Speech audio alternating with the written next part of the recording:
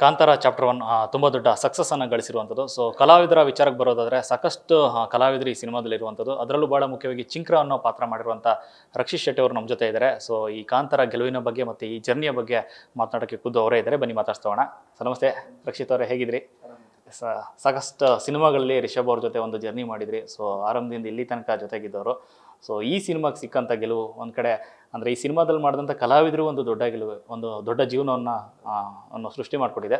So ಎಷ್ಟು ಖುಷಿ ಇದೆ ಈ ಸಿನಿಮಾದಲ್ಲಿ ನಿಮ್ಮದು ಒಂದು ಜರ್ನಿ ಮತ್ತು ನಿಮ್ಮ ಒಂದು ಪ್ರಯಾಣ ದೊಡ್ಡ ಮಟ್ಟದಲ್ಲಿ ಸಾಗ್ತಾ ಇರುವಂಥದ್ದು. ತುಂಬ ಖುಷಿ ಇದೆ.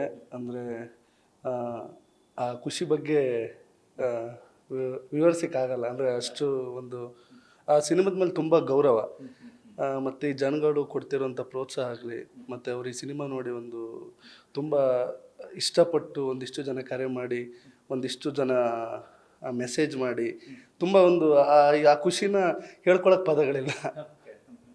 ಸರ್ ಕಾಂತಾರ ಆರಂಭ ಆದ ಸಂದರ್ಭದಲ್ಲಿ ಅಂದ್ಕೊಂಡಿದ್ರೆ ಈ ಮಟ್ಟದ ಒಂದು ದೊಡ್ಡ ಗೆಲುವನ್ನು ಈ ಸಿನಿಮಾ ಸಾಧಿಸುತ್ತೆ ಅಂತ? ಯಾಕಂದರೆ ವೆರಿ ಫಸ್ಟ್ ಏನು ಮೊದಲ ಕಾಂತಾರ ಇತ್ತು, ಅಲ್ಲಿಂದ ಇಲ್ಲಿ ತನಕ ಜೊತೆಯಾಗಿದ್ರೆ, ಆ ಕೆಲಸಗಳನ್ನು ತುಂಬ ಹತ್ತಿರದಿಂದ ನೋಡಿದ್ರಿ. ಅಂದ್ಕೊಂಡಿದ್ರೆ ಒಂದು ನಮ್ಮ ನೆಲಮೂಲದ ಕತೆ ಈ ಮಟ್ಟಿಗಿನ ದೊಡ್ಡ ಸಕ್ಸಸ್ಸನ್ನು ಗಳಿಸುತ್ತೆ, ವಿಶ್ವಮಟ್ಟಕ್ಕೆ ಹೋಗಿ ತಲುಪುತ್ತೆ ಅಂತ? ಸರ್, ಅಂದ್ಕೊಳ್ಳೋದಕ್ಕಿಂತ ರಿಷಬ್ ಅಣ್ಣನ ಥಾಟ್ ಎಲ್ಲ ಯಾವ ಥರ ಅಂದರೆ, ಅವರು ಕೆಲಸ ಮಾಡಬೇಕು, ಕೆಲಸ ಮಾತಾಡಬೇಕು. ಸಿನಿಮಾ ಗೆಲ್ಲುತ್ತೋ ಸೋಲುತ್ತೋ ಇಲ್ಲ, ಕೆಲಸ ನಮ್ಮ ಕೆಲಸ ಅಲ್ಲಿ ಕಾಣಬೇಕು ಅಷ್ಟೇ. ಆ ಥಾಟಲ್ಲೇ ಕೆಲಸ ಮಾಡ್ತೀವಿ. ನಮ್ಮದು ಅದೇ ಉದ್ದೇಶ, ನಾವು ಕೆಲಸ ಮಾಡಬೇಕಷ್ಟೇ. ಈಗಷ್ಟು ಹೇಳಿದ್ರಿ ರಿಷಬ್ ಅಣ್ಣ ಅಂತ. ಅಣ್ಣ ಅನ್ನೋ ಪದದಲ್ಲೇ ಸಾಕಷ್ಟು ಅರ್ಥಗಳಿದೆ, ಯಾಕಂದರೆ ಎಷ್ಟು ನಿಮ್ಮ ಒಡನಾಟ ಇದೆ ಅನ್ನುವಂಥ ವಿಚಾರ. ಸೊ ಎಷ್ಟು ವರ್ಷದಿಂದ ರಿಷಬ್ ಅವ್ರು ಗೊತ್ತು ತಮಗೆ ಅಂತ ಅಂದ್ಬಿಟ್ಟು, ಯಾವಾಗಿಂದ ಸಿನಿಮಾ ಜರ್ನಿ ಸ್ಟಾರ್ಟ್ ಆಯಿತು ಅವ್ರ ಜೊತೆಗೆ ಅಂತ? ಒಂದು 7-8 ವರ್ಷ ಆಯಿತು ನಾನು ಅಣ್ಣನ ಜೊತೆ ಬಂದು. ನಾನು ಮೊದಲು ಬೇಸಿಕ್ಲಿ ಒಬ್ಬ ಕುಸ್ತಿಪಟ್ಟು, ಆಲ್ ಇಂಡಿಯಾ ಪ್ಲೇಯರು, ಮತ್ತು ಕಬಡ್ಡಿನೂ ಅಷ್ಟೇ ನ್ಯಾಷನಲ್ ಲೆವೆಲಾಗಿತ್ತು, ಅಥ್ಲೆಟ್ ಆಗಿದ್ದೆ. ಒಂದು ಶಾರ್ಟ್ ಮೂವಿಯಲ್ಲಿ 2018 ಆ್ಯಕ್ಟ್ ಮಾಡಿದ್ದೆ. ಅದು ರಿಷಬ್ ಶೆಟ್ಟಿ ಫಿಲ್ಮ್ಸಿಂದನೇ ಪ್ರೊಡಕ್ಷನ್ ಮಾಡಿದ್ದು. ಅದು ತುಂಬ ಇದಾಗಿತ್ತು. ಅದಾದಮೇಲೆ ನನಗೊಂದು ಸ್ವಲ್ಪ ಇಂಟ್ರೆಸ್ಟ್ ಇತ್ತು. ಆವಾಗ ನಾನು ಅಂದರೆ ಹೇಗೆ ಹೋಗುವಂಥ ವೇವ್ ಗೊತ್ತಿರಲಿಲ್ಲ. ಆ ಟೈಮಲ್ಲಿ ಬೆಂಗಳೂರಿಗೆ ಬಂದು ಒಂದು ಜಿಮ್ಮಲ್ಲಿ ಟ್ರೈನರ್ ಆಗಿದ್ದೆ. ಅದು ನನ್ನ ಸ್ವಂತ ಅಣ್ಣಂದು ಜಿಮ್ ಇತ್ತೊಂದು, ಅಲ್ಲಿ ಟ್ರೈನರ್ ಆಗಿದ್ದೆ. ರಿಷಬ್ ಅಣ್ಣನ ಜೊತೆ ಸುಹಾಸ್ ಅಂತ ಒಬ್ಬರು ಅವರು ಮ್ಯಾನೇಜರು, ಅವರು ನಾವೆಲ್ಲ ಬಿಫೋರು ಹಿಂದೆ ಕುಂದಾಪುರದಲ್ಲಿ ಪ್ರದೀಪ್ ಶೆಟ್ಟಿ ಅಂತ, ದಿವೇಂದ್ರ ಶೆಟ್ಟಿ ಅಂತ ಎಲ್ಲ ನಾವೆಲ್ಲ ಒಟ್ಟಿಗೆ ಇದ್ದಿದ್ದು. ನಾನು ಕಾಲೇಜಲ್ಲಿ ಹೋಗ್ಬೇಕಾದ್ರೆ ಒಟ್ಟಿಗೆ ಇದ್ದಿದ್ದು. ನನಗೂ ಸ್ವಲ್ಪ ಸ್ಪೋರ್ಟ್ಸ್ ಇಂಟ್ರೆಸ್ಟ್ ಆಗಿದ್ದರಿಂದ ಅವರೆಲ್ಲ ಸಪೋರ್ಟ್ ಮಾಡ್ತಾಯಿದ್ರು. ಸುಹಾಸ್ ಅಣ್ಣ ಇಲ್ಲಿಗೆ ಬಂದ್ರ ಮೇಲೆ ರಿಷಬ್ ಅಣ್ಣ ಹತ್ರ ಮಾತಾಡಿ, ಇವನು ಸ್ವಲ್ಪ ಆ್ಯಕ್ಟಿಂಗ್ ಎಲ್ಲ ಇಂಟ್ರೆಸ್ಟ್ ಇದೆ, ನಮಗೂ ಒಂದು ಟ್ರೈನರ್, ಅಣ್ಣಂಗೂ ಒಂದು ಟ್ರೈನರ್ ಆಗೋ ಥರನ ಆಗುತ್ತೆ, ನನಗೂ ನೆಕ್ಸ್ಟು ಈ ಸಿನಿಮಾದ ಬಗ್ಗೆ ಅಥವಾ ಇದು ವಿಚಾರಗಳ ಬಗ್ಗೆ ಕಲ್ತ್ಕೊಂಡಂಗಾಗುತ್ತೆ, ಮುಂದಿನ ಜೀವನಕ್ಕೊಂದು ಹೆಲ್ಪ್ ಆಗುತ್ತೆ ಅನ್ನೋದೊಂದು ಭಾಳ ಆ ಥಾಟು ಇತ್ತು. ಅದಕ್ಕೋಸ್ಕರ ನಾನು ಅಣ್ಣನ ಜೊತೆ ಹೋಗಿ ಟ್ರೈನರಾಗಿ ಸೇರಿಕೊಂಡೆ.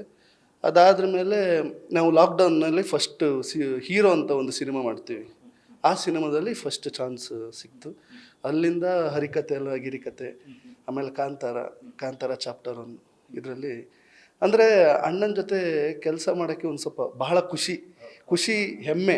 ಅಂದರೆ ಅಣ್ಣ ದೊಡ್ಡ ಸ್ಟಾರು, ಅದನ್ನೆಲ್ಲದನ್ನು ಬಿಟ್ಟು ಅಣ್ಣ ನಮಗೆಲ್ಲ ಚಂದ ಕಲಿಸ್ಕೊಡ್ತಾಯಿದ್ರು ಮತ್ತು ಹೇಳ್ಕೊಡ್ತಾಯಿದ್ರು.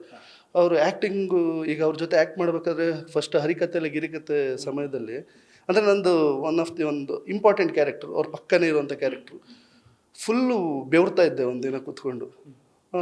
ಆದರೆ ಅವ್ರ ಜೊತೆ ಪೂರ್ತಿ ಟ್ರಾವೆಲ್ ಆಗೋವಂಥ ಕ್ಯಾರೆಕ್ಟ್ರು. ಏನೋ ಒಂಥರ ಭಯದಲ್ಲಿ ಕೂತಿದ್ದೆ. ಅಣ್ಣ ಕರೆದು, ಮಗ ಹೆದರ್ಕೊಳ್ಳೋದು ಏನಿಲ್ಲ, ಆ್ಯಕ್ಟಿಂಗ್ ಅಂದರೆ ಆ್ಯಕ್ಷನ್ ರಿಯಾಕ್ಷನ್, ನಾನು ನಿನಗೇನು ಮಾತಾಡ್ತೀನಿ, ನೀನು ನನಗೇನು ರಿಯಾಕ್ಟ್ ಮಾಡ್ತೀಯ, ಅದೇ ಆ್ಯಕ್ಟಿಂಗ್. ಅವತ್ತಿಂದ ಒಂದು ಏನೋ ಒಂಥರ ಧೈರ್ಯ ಬರಲಿಕ್ಕೆ ಸ್ಟಾರ್ಟ್ ಆಯಿತು. ಇದೇ ಉದ್ದೇಶ, ಯಾವಾಗಲೂ ಅಣ್ಣನ ಜೊತೆನೇ ಕೆಲಸ ಮಾಡ್ಕೊಂಡಿರಬೇಕು, ಇನ್ನು ಮುಂದೆ ಅವ್ರ ಜೊತೆ ನಾನು ಕೆಲಸ ಮಾಡಬೇಕು. ನಾನು ಇವತ್ತೀಗ ಇಲ್ಲಿ ಬಂದು ಕೂತ್ಕೊಂಡು ನೀವೆಲ್ಲ ಮಾತಾಡ್ಸ್ತಿರೋದಕ್ಕೂ ಕಾರಣ ಅವರೇ.